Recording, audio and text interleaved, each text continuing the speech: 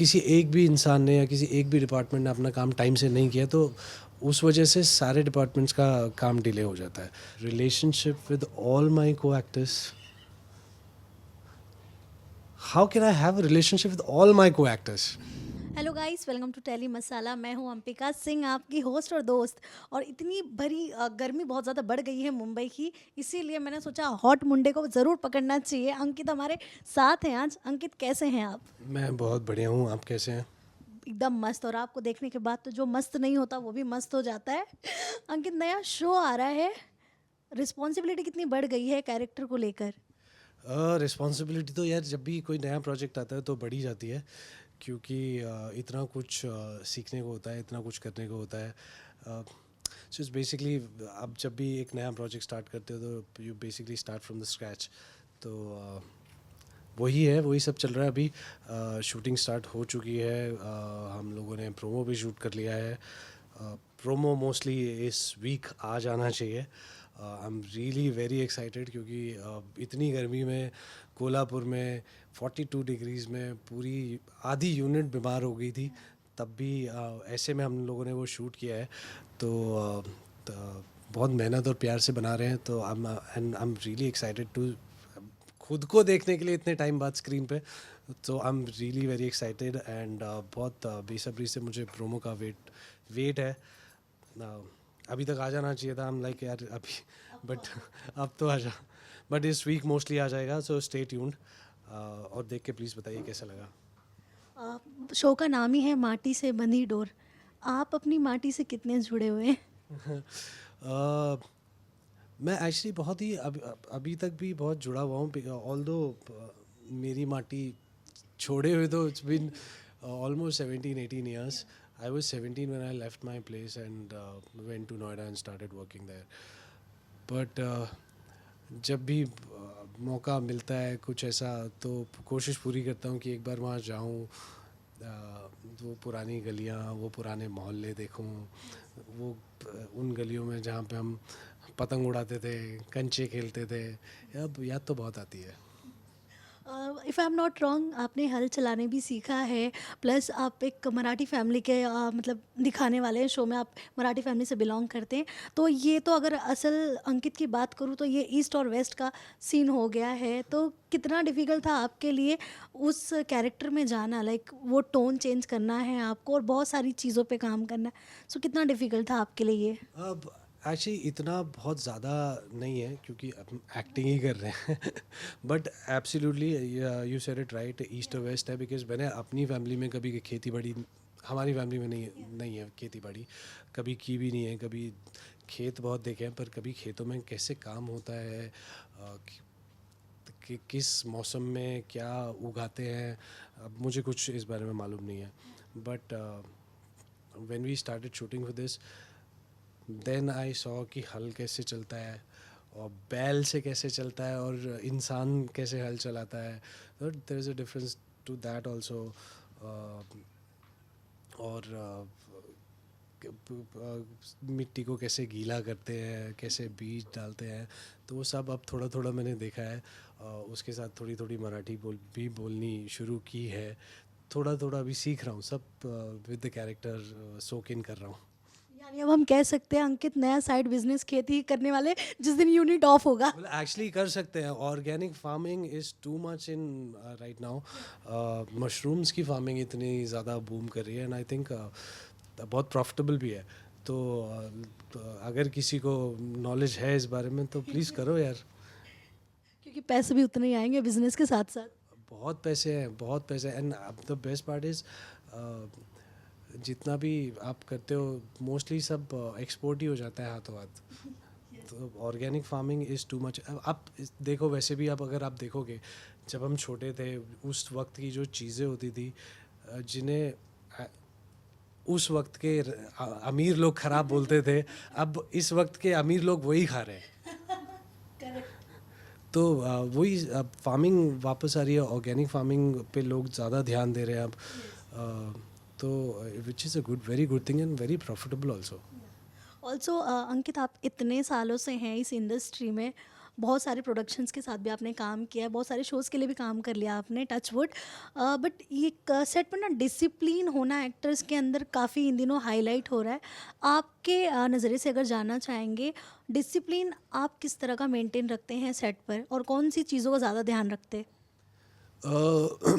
सबसे पहले तो मैं ये ध्यान रखता हूँ कि मैं डिसिप्लिन फॉलो कर रहा हूँ नहीं कर रहा हूँ, क्योंकि अगर मैं डिसिप्लिन नहीं फॉलो कर रहा हूँ, मेरा कोई राइट नहीं है कि मैं किसी और को बोल दूँ कि यू नॉट डिसिप्लिन्ड और you not professional. For that जब always begin they always say ना कि it always starts at home, everything starts at home. तो आप पहले अपने आप डिसिप्लिन्ड हो जाओ, आप पहले अपने आप प्रोफेशनल हो जाओ, बाकी फिर सब कुछ आप आपके आसपास फिर लोग हो ही जाएंगे। कभी आपके साथ ऐसा कुछ हुआ है, टाइमिंग्स वगैरह को लेके कोई इशू हुआ है कभी आपको सेट पे? अब हो ही जाता है एक्चुअली। जब क्या होता है 150-200 लोग एक जगह काम कर रहे होते हैं, तो अगर किसी एक भी इंसान ने या किसी एक भी डिपार्टमेंट ने अपना काम टाइम से नहीं किया, तो उस वजह से सारे डिपार्टमेंट्स का काम डिले हो जाता है। तो I always say this when it comes to extending shifts, I always say this, अगर हर डिपार्टमेंट अपना काम टाइम से कर लेना, there is no need to extend. I think 12 घंटे से पहले ही काम खत्म हो जाएगा, बट आप करो। कोल्हापुर में भी आप गए, वहाँ पे प्रोमो शूट हुआ, जो भी हुआ, वहाँ पे टाइमिंग्स को लेकर कितना सब कुछ चीज़ें परफेक्ट थी, एंड आप टाइमिंग को लेके कितना, मतलब एक होता है ना, इंसान टाइम से चीज़ें नहीं होती है ना तो उसका टेम्पर हाई हो जाता है। तो अंकित किस किस्म के इंसान है? यार मेरे से एक्चुअली 12 घंटे के बाद होता नहीं है काम। अगर करना पड़ेगा तो फिर वो अलग बात है, करना तो पड़ेगा तो फिर पड़ेगा ही, अगर टेलीकास्ट अटका है तो करना ही पड़ेगा। बट मैं बिलीव यही करता हूँ कि 12 घंटे as it is way too much. On an average I think इंसान को 8 घंटे काम करना चाहिए। बट हम ऑलरेडी 12 घंटे कर रहे हैं, तो वो पहले ही ज़्यादा है। उसमें भी आप काम नहीं ख़त्म कर रहे हो, then there is a problem with you. तो इसीलिए आई से कि हर डिपार्टमेंट अपना काम टाइम से, सिर्फ अपना काम टाइम से कर ले, बाकी सब चीज़ टाइम से हो जाएंगी।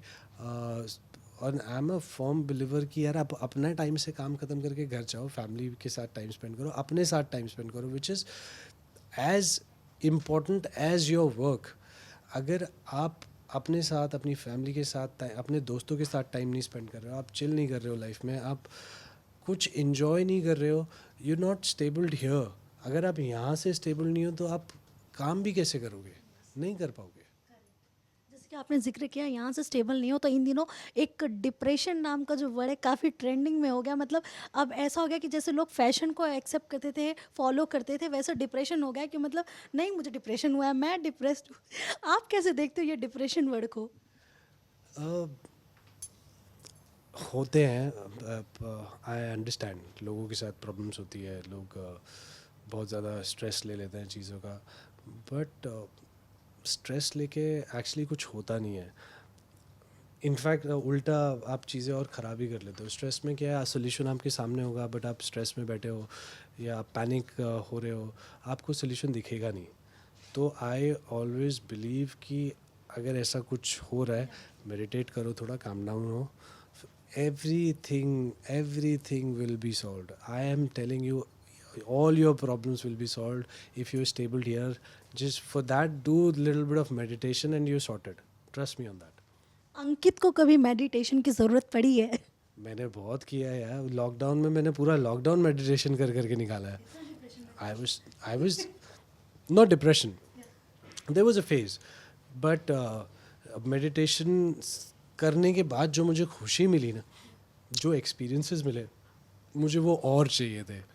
और इसीलिए मैं फिर रुक नहीं पाया जब तक मैंने दोबारा काम करना शुरू नहीं किया, जब तक लॉकडाउन ख़त्म नहीं हुआ।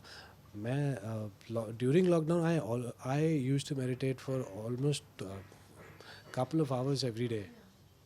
ऑल्सो अंकित, आप एक ऐसे एक्टर है जो मतलब जो इस फील्ड में आता है, हीरो बनने आता है, स्पेशली अगर मैं कहूँ तो उनका एक ख्वाब होता है कि हाँ, मुझे लोगों के बीच में पहचाना जाए, पॉपुलैरिटी मिले, सोशल मीडिया पे लोग देखे तो पहचाने, रास्ते में मिले तो पहचाने। आपने वो सारा कुछ हासिल कर लिया, एंड आगे भी बहुत कुछ करेंगे। बट कई बार ऐसा होता है ना, सोशल मीडिया के थ्रू ही वो भारी भी पड़ जाता है, स्पेशली एक्ट्रेस पर, बिकॉज आप एक पब्लिक फिगर होते हैं। तो उन चीज़ों को आप कैसे देखते हैं? कभी कभी ट्रोलिंग का सामना करना पड़ता है और बहुत सारी ऐसे डिफ़िकल्टीज आती है, बट आप एक पब्लिक फिगर हैं तो आप ओपनली नहीं बोल सकते चीज़ें, क्योंकि उस पर भी ट्रोल मिल जाता है। क्या क्या कहना चाहेंगे इस पर? मैं एक्चुअली ज़्यादा तवज्जो देता नहीं हूँ इन ट्रोलिंग्स को, क्योंकि मुझे ये लगता है कि everybody has a right to their opinion. अगर वो चीज़ें ट्रोलिंग या जो भी बातें हो रही हैं वो ट्रोलिंग तक, वो ओपिनियन तक हैं, तो बहुत अच्छा है। आपका ओपिनियन मेरे से अलग हो सकता है, but the problem is when people start abusing and saying wrong words, that is not correct. But फिर मैं ये सोच के शांत हो जाता हूँ कि whatever these people are saying, whatever foul language they're using, it's showing their personality, not mine. You can have a different opinion, that's all right. हो सकता है मैं आपके लिए अच्छा ना हो, करेक्ट, बिल्कुल हो सकता है, पर उसको आप किस तरह से बोल रहे हो वो आपकी पर्सनालिटी शो कर रहा है, मेरी नहीं कर रहा। तो हम उससे मैं चिल हूँ। ऑल्सो अंकित, ऐसी खबरें चल रही है कि आप किसी वेब शो में आ रहे हैं, क्या बताना चाहेंगे, कितनी सच्चाई है इन खबरों में? उसके लिए मैं ये बोलूँगा कि थोड़ा सा वक्त और वेट कीजिए, कुछ बहुत अच्छा बहुत जल्द आने वाला है।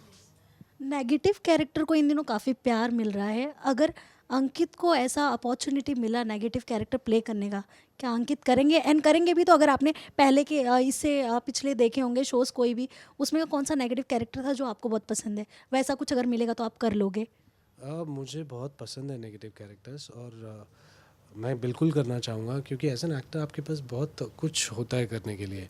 आप when you doing a negative role, आपकी कोई सीमा नहीं होती, तो आप कुछ भी कर सकते हो। तो वो बहुत बहुत for an actor it's a very good thing. तो I really love playing negative character. In fact I have done negative roles in past. I have done illegal, I have done Kundali Bhagya, तो उनमें बहुत मज़ा आया। एंड होपफुली अगर कभी दोबारा मौका मिलेगा, I will definitely do it.